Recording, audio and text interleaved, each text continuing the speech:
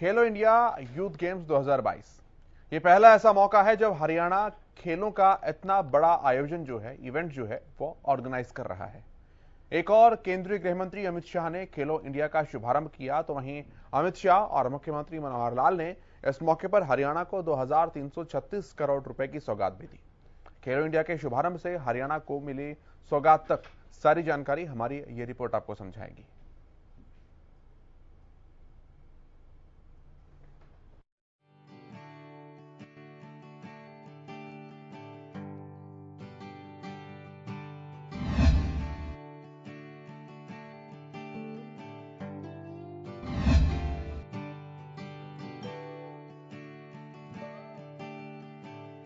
दूध दही का अखाड़ा, खेलों में नंबर 1 हरियाणा।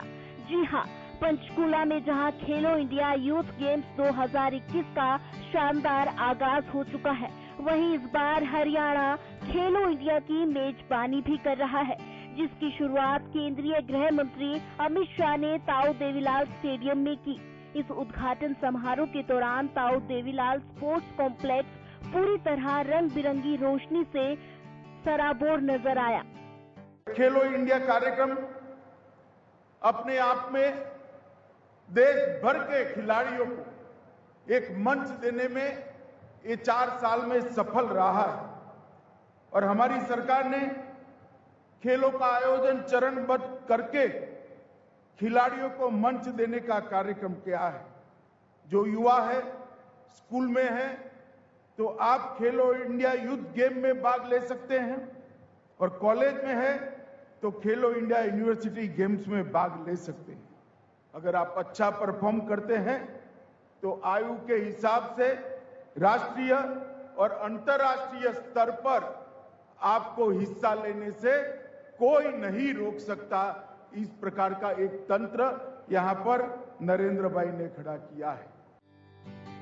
ताऊ देवीलाल स्पोर्ट्स कॉम्प्लेक्स अगले 10 दिन तक पदक के लिए खिलाड़ियों के दमखम का गवाह बनेगा, जहां 2262 लड़कियों समेत 4700 से अधिक एथलीट 5 स्वदेशी खेलों और 5 रोमांचक खेलों में पदक की खातिर संघर्ष करेंगे।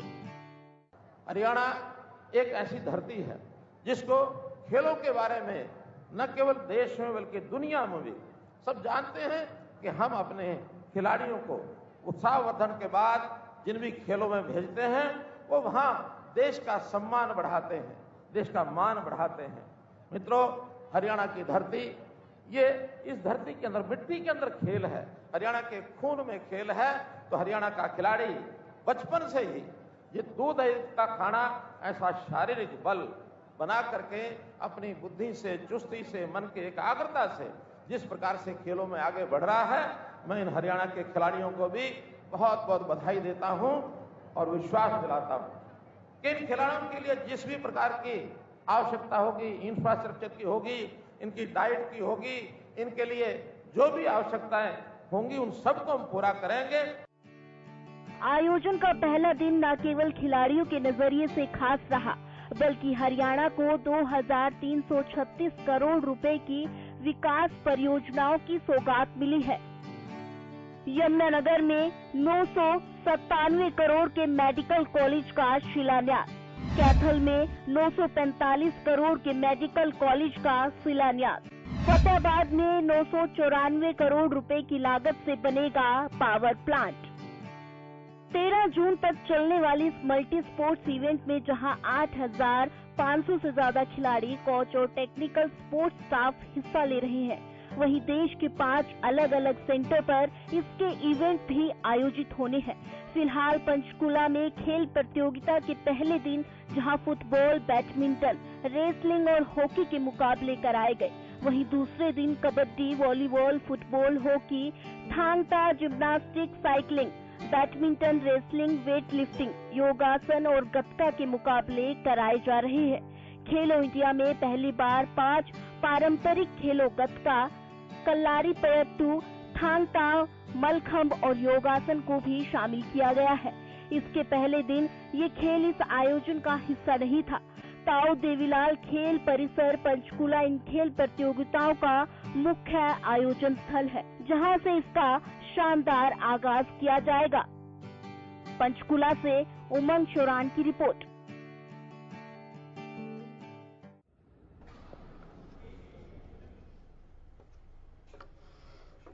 और पंचकुला से हमारे सहयोगी उमंग शोरान हमारे साथ जुड़ रही हैं। उमंग लगातार नजर बनाकर रखे हुए है हर एक इवेंट पर जो कि खेलो इंडिया में शहर में चल रहा है। उमंग, सबसे पहले तो यही जानना चाहेंगे, आज दूसरा दिन है औपचारिक रूप से, कल पूरा शुभारंभ हुआ और इनॉग्रेशन हुआ, क्या कुछ माहौल वहां पर चल रहा है, पहले बताइए।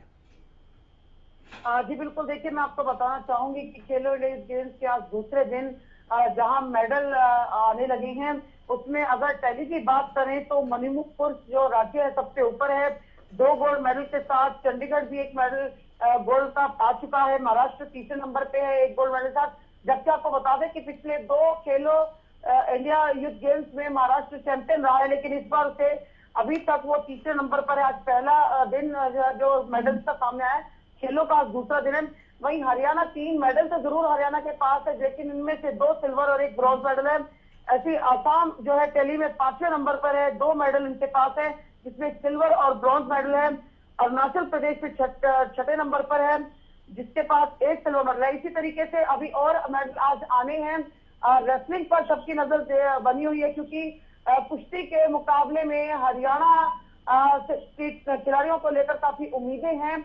अभी कुछ ही देर में साफ हो पाएगा कि आज कितने और मेडल किस किस की झोली में आएगा, हरियाणा कौन से पायदान पर पहुंचता है। फिलहाल हरियाणा चौथे पायदान पे जो कि मेजबान है, और पहले नंबर पर मणिपुर बना हुआ है, जिन्होंने थांगता में बेहतरीन प्रदर्शन किया है। थांगता आपको बता दें पारंपरिक मार्शल आर्ट का खेल है, जिसे इस बार शामिल किया गया है, और ये मणिपुर का ही एक खेल है। जी उमंग, जिस तरह से कल इनॉग्रेशन सेरेमनी रही, अगर खिलाड़ियों के जोश और उत्साह की बात करें तो वो किस कदर है आज दूसरे दिन के हिसाब से? देखिए जोश बना हुआ है पूरी तरह से खिलाड़ियों में। सबसे अच्छी बात यह कि इस प्रचंड गर्मी के बावजूद खिलाड़ियों का कहीं से भी कॉन्फिडेंस या उत्साह या जोश या खेल के प्रति जो उनके मेहनत और उनकी भावना है वो कहीं कम नजर नहीं आ रही। उसके साथ ही हरियाणा सरकार और हरियाणा खेल विभाग ने जिस तरह के इंतजाम उनको लेकर किए हैं, एसी वातानुकूलित इंडोर जो स्टेडियम्स है जहाँ पे इवेंट्स हो रहे हैं, और उसके अलावा उनके खाने की व्यवस्था, पानी की व्यवस्था, उनके रहने की 3 स्टार 4 स्टार होटल में व्यवस्था की गई है, उसको लेकर भी काफी उत्साहित जो है खिलाड़ी हैं। एक और बात है खिलाड़ियों के उत्साह जोश की, एक और कारण है कि 2 साल बाद ये गेम्स हो रहे हैं। कोरोना के चलते पिछले 2 साल से नहीं हुए थे। इससे पहले वर्ष 2020 में हुए थे ये खेल, आसाम में हुए थे गुवाहाटी में, और उसके बाद अब ये खेल हुए।